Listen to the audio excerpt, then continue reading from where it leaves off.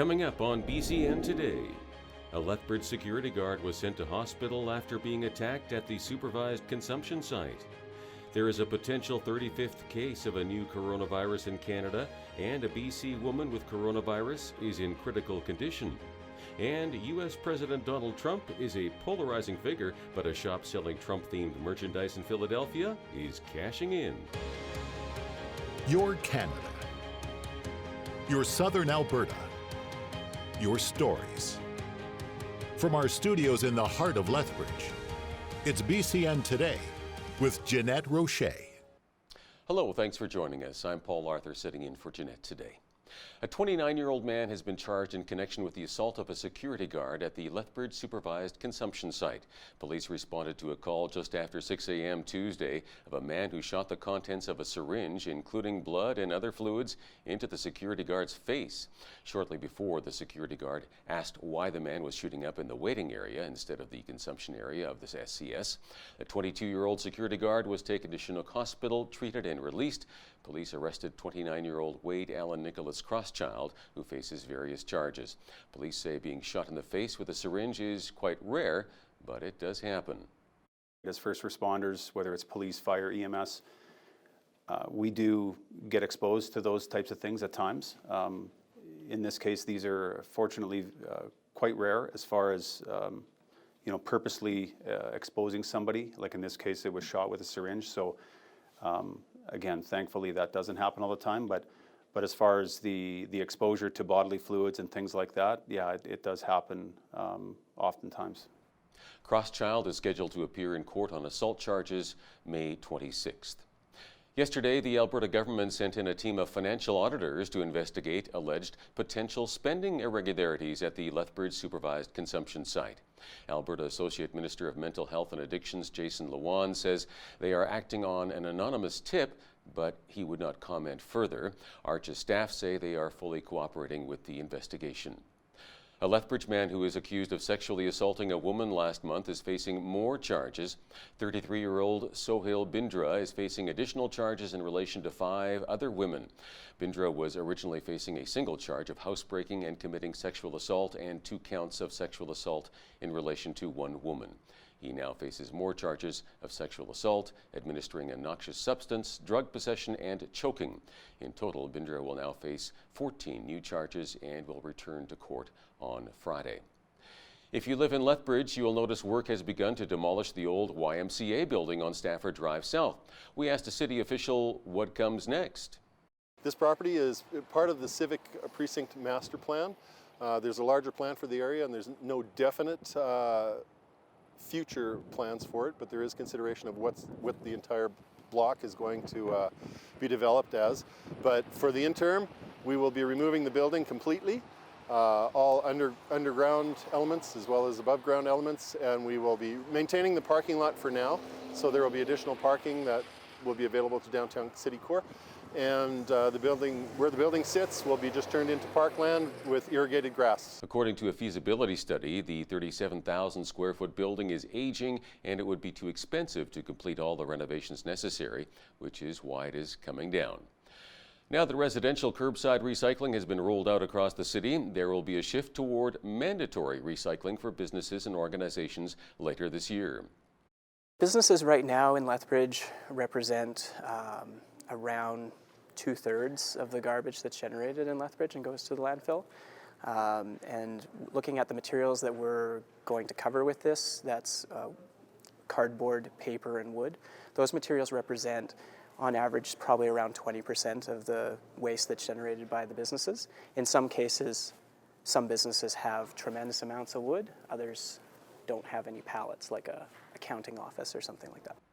A special information session for the Lethbridge business community on recycling will take place today from 11 to 6 at City Hall. This is Francophonie Month in Alberta, a time to celebrate those who speak French and enjoy the French culture. We spoke with a local French immersion school principal who tells us why it is important for kids to be bilingual. I think it's vitally important for our kids to learn a second language. When we talk about Canada, that is part of our culture. And you know, a lot of people will say, you know, this is Southern Alberta, or this is Alberta, and you know, what significance does French contribute here? Go to the northern part of the province. It was founded by the French-speaking people that settled here, and you know, it plays a significant impact. We talk about the advantages that our kids have when they learn a second language, and not just you know, just being able to communicate or employment opportunities, but to be honest, the cultural exposure that we provide them here at the school as well. You know, whether that be through understanding the Acadians better, whether that be understanding les Québécois, whatever that may be, it's an excellent opportunity for our kids. The Official Languages Act, making English and French the official languages of Canada, came into effect in September of 1969. The Lethbridge theatre scene is alive and well in the city. Theatre goers and country fans alike will converge on the Yates Theatre for the show Dear Johnny Dear. It opened up last night. As BCN's Micah Quinn explains, the play is a tribute to legendary Canadian singer-songwriter Fred Eaglesmith.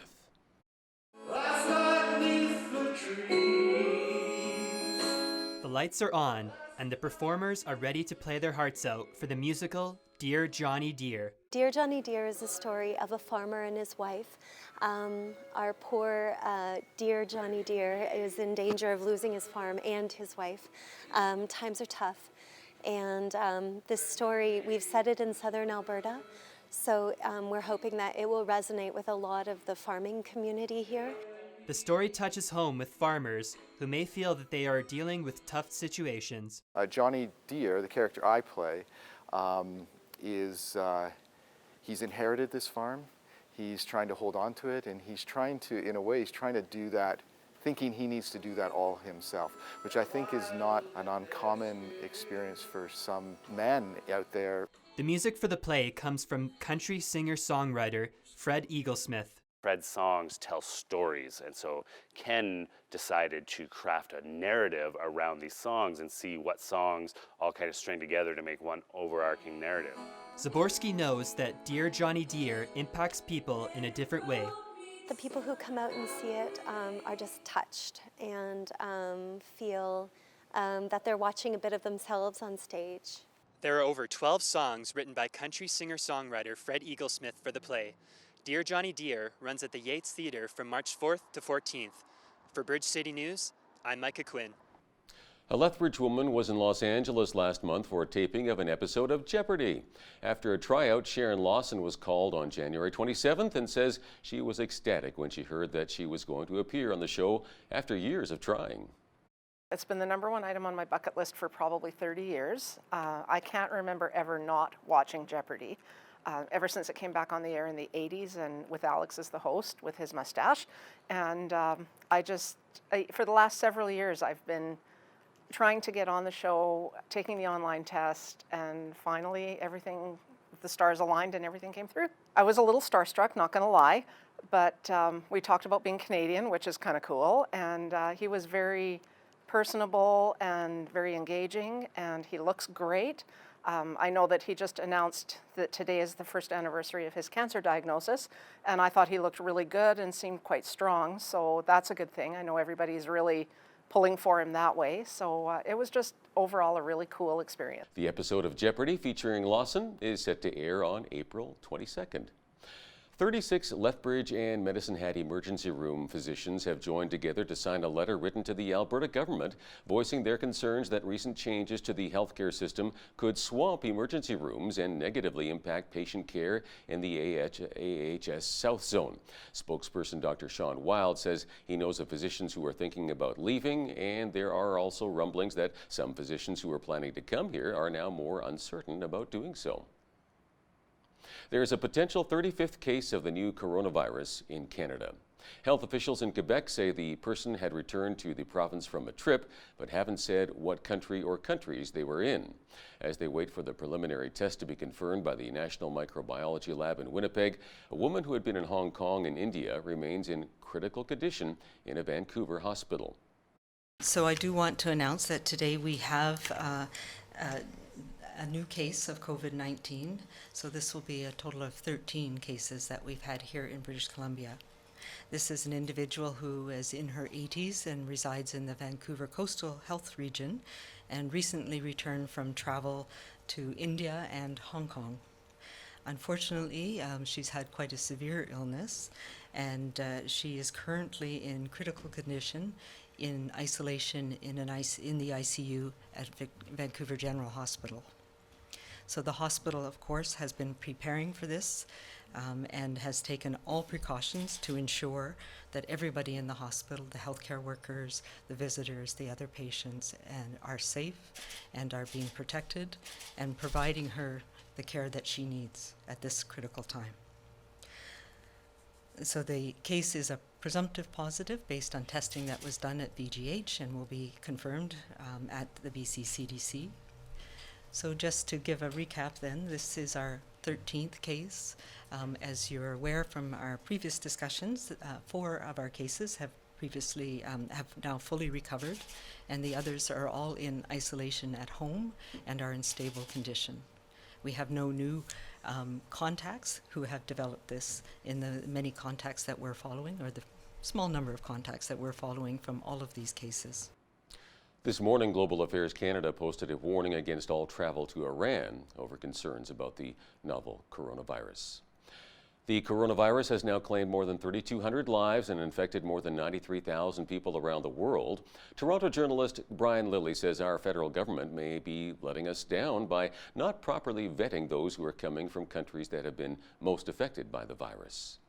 They're telling people that travel into Canada from Iran or other hotspots, call us within 24 hours. Call your local public health agency and let them know that you're here and how you're feeling and start monitoring for symptoms. I know we can't go into full-blown panic mode on this, and that's not what I'm advocating. But perhaps the people that ask, have you brought in any alcohol? Have you brought in any cigarettes? Do you have fruit?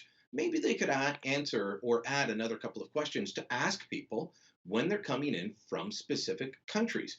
And we're not doing that right now. I think the country deserves better, and I think it's setting us up for a very bad experience going forward. Catch the full interview with Mr. Lilly discussing this, as well as how fraudsters are using the coronavirus to scam Canadians out of their hard-earned money. That's coming up in the second half of the program. The government is mulling potential financial help to ease the burden of the novel coronavirus on businesses and individuals after its first cabinet committee meeting on the subject, Deputy Prime Minister Chrystia Freeland said yesterday. She said the global economy is already feeling the impact, and it's beginning in Canada as well. Freeland said there may also be microeconomic impacts on individuals who may have to stay home because they are sick or even be quarantined, and the government will be ready to act. We are not here today to announce any economic measures. We are here today to assure Canadians that the government is very aware of the broad economic, and I would even say potentially social impact of coronavirus. And that's one reason that the Prime Minister has convened this Cabinet Committee, to be looking very closely at what that impact may be. And you're quite right that there is potentially the macroeconomic impact, but there are also sort of small microeconomic impacts on people's personal lives. So we are looking at all of that. This is a situation which is evolving, but the government absolutely is analyzing very carefully what is the situation today. We are looking carefully ahead at how it is and may evolve, and we will be ready to act when it's necessary.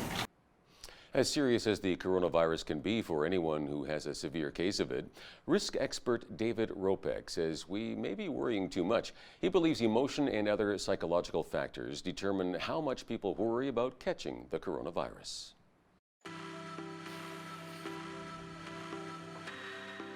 There are a lot of cognitive things that we use to gauge risk generally that make this risk feel particularly scary. A new risk is always scarier than one we're familiar with because it has elements of the unknown, and not knowing what we need to protect ourselves leaves us feeling a little powerless and out of control. Instinctively, control is a very powerful motivator. So when you hear you can do something, or see amongst your friends something that you think you can do, especially if it's easy. I'll go to the store, I'll buy a mask.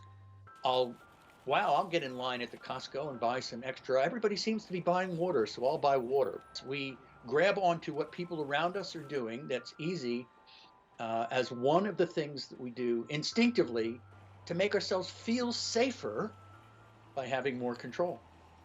The biggest problem with how people are getting information is that they're getting too much. We're gripped by what's the latest. And so we're 24/7 information victims. And every little last tidbit that comes in is more information really than we need. So the first recommendation I would make is go walk the dog, go back to your binge watching, turn off the TV and the radio and your phone. Give yourself a break from the 24/7 alarm.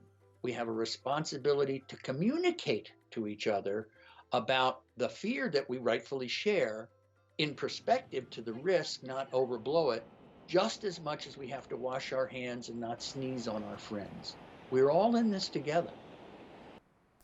Well, we have an exceptionally warm couple of days on the way. I'll have the forecast coming up right after this short break.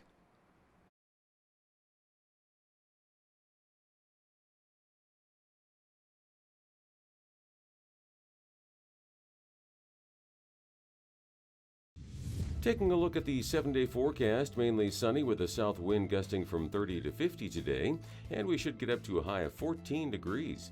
A few clouds tonight and a low of +4. Tomorrow, much like today, a west wind gusting from 50 to 70 and a sunny high of 14. But cooling off for the weekend, periods of snow on Saturday with a high of only -7.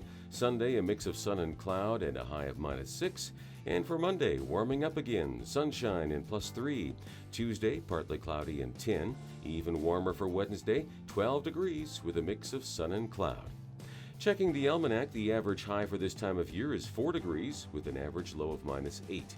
Highest temperature on the state was recorded in 1987 at 20 degrees and our record low, a very chilly -38 in 1947.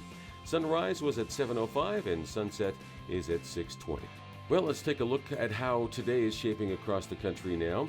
Victoria will see rain and 9 degrees, a bit cooler in Vancouver, 7 degrees with showers.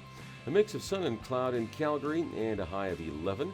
Sunshine and 5 for Edmonton. A 30% chance of flurries and +3 for Regina today. Also some flurries in Saskatoon, but a bit cooler with a high of -2. Sunshine and -2 for Winnipeg.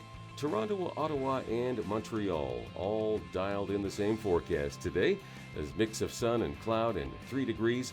In the Maritimes, a 30% chance of flurries and +2 in Fredericton.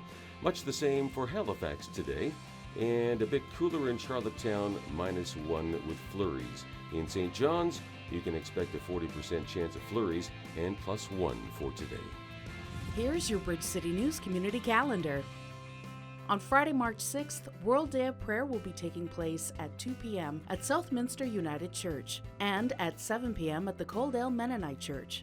All are welcome to attend. World Day of Prayer is an international interchurch event that will be celebrated in over 1,100 Canadian communities and in over 170 countries. The vision of this gathering is to restore hope to those who have been touched by injustice. So come join fellow believers in Christ as we lift up prayers of faith for our world. Southern Alberta Men's Ministry is hosting Shine Be the Light Men's Conference on March 20th and 21st at University Drive Alliance Church. emceeing the conference is our very own BCN's Hal Roberts, with special guest speaker Pastor Leonard Anderson from Halifax, Nova Scotia. Tickets are $20 and $10 for college students. Purchase yours by visiting eventbrite.ca. For more information, call 403-327-4422. The Canadian Christian Business Federation is launching a Lethbridge chapter, and they invite leaders from all walks of life to a networking breakfast and presentation on Tuesday, March 24th, beginning at 7:15 a.m. at Smitty's on Merrimagraff Drive South. Hear from guest speaker, CCBF Executive Director Keith Knight. To confirm your attendance, email tony.ccbf@gmail.com. And that's your Bridge City News Community Calendar. U.S. President Donald Trump is a polarizing figure, but a shop selling Trump-themed merchandise in a strip mall in suburban Philadelphia has emerged as a magnet for the president's backers and a reflection of Pennsylvania's status as a political battleground this year. People were coming to the mall just to come see our store. So we needed a bigger space to have more merchandise and more items for sale, and everybody loves Trump items. How many people a day do you have coming through, do you think? We've had, the slowest day we had was about 350, but we've had 600 people in here in one day. Well, this is my second trip here, just to get stuff that's specifically geared towards promoting Donald Trump. I get t-shirts and a couple keychains and stuff like that. Simple stuff. Something that I can give out to somebody if they're sitting on the fence, you know. It's a conversation starter. If you see how busy this place is, and I see all kinds of people. I see old people, young people. I see people that are still working real hard. I see retired people. So it shows you not only the amount of demand that there is for this stuff, but also it shows you the spectrum of people that are buying the stuff, which is, it's everybody. It's not just one focus group. Well, the creator of a new film centering around late Toronto Mayor Rob Ford says while there are parallels to the real-life saga, the drama is more about the political and economic climate facing millennials in the city at that time. Toronto filmmaker Ricky Tallman wrote and directed Run This Town, which stars Ben Platt as a young Toronto newspaper reporter who goes from writing clickbait top 10 lists to investigating the scandalous mayor after layoffs at the office. Maybe you're just not a very good journalist. If you come out with this, that's my story. This is insane. Pitch me. The character played by Ben Platt in this film works at a newspaper, and he is not good at his job. He doesn't know what he's doing. He isn't entirely resourceful, and he's not successful, and he probably should not be in this job. And none of those descriptors describe Robin Doolittle, Kevin Donovan, or any of the other journalists that covered this story and brought it to light for Torontonians in the world. This is a movie about people on the sidelines that wished they could be that successful, and the feeling of being left out when you've been wanting something for so long. I don't think of this as a movie where a character is going and breaking a story. This is a movie about a story breaking character. I hope that when people see this movie, they don't just see a clown or a buffoon as he was portrayed in the media. I hope they see somebody who was charming and funny, but had his demons to deal with. I think it was very polarizing. I think it kind of divided people a lot, just because some people really loved Rob and other people didn't want to have anything to do with him and were very uncomfortable by him, resented him for what he was doing to the city and its image. So I just remember it kind of being a very polarizing time. I feel like it was foreshadowing, it was a ripple effect that we've seen in recent years kind of trickle down into other countries and continents. I feel like it was the beginning of the end in so many ways. Right. He ruined Canada's squeaky clean perception and stereotype of being ever so polite all the time and saying the politically correct nice thing always. I mean, which isn't necessarily a bad thing, but yeah. Toronto journalist Brian Lilly says our federal government may be letting us down by not properly vetting those who are coming from countries that have been most affected by the coronavirus. Hal Roberts has that interview coming up shortly.